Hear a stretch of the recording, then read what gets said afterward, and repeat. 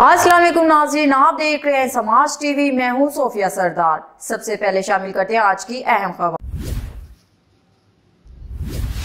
सानिया पेशावर से हर पाकिस्तानी अफसुर्दा है। दहशतगर्दों का कोई मजहब नहीं, ये इंसानियत के दुश्मन है।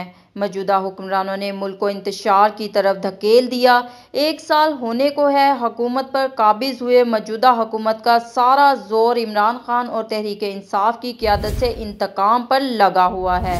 इन ख्यालात का इजहार ज़लाई रहनुमा तहरीक इंसाफ हल्का पीपी 121 राना गुलाम सरवर बाबर ने सानिया पेशावर पर दहशतगर्दी के वाक़े की मजम्मत करते हुए किया।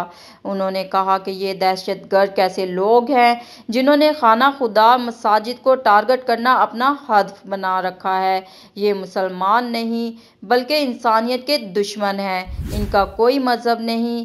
दहशतगर्दी के इस वाक़े की जितनी भी मजम्मत की जाए कम है। उन्होंने सानिया पेशावर में शहीद होने वाले शहदा के वर्सा से इजहार ताज़ियत करते हुए शहदा के दर्जात की बुलंदी की दुआ भी की। मज़ीद इनका कहना था कि 9 माह हो गए इस हुकूमत को काबिज हुए, इन्हें ना मुल्क और ना ही अवाम की परवाह है, बल्कि पूरी हुकूमती मिशनरी इमरान खान की किरदार कशी और तहरीक इंसाफ की क़यादत की तज़लील करने पर लगी हुई है।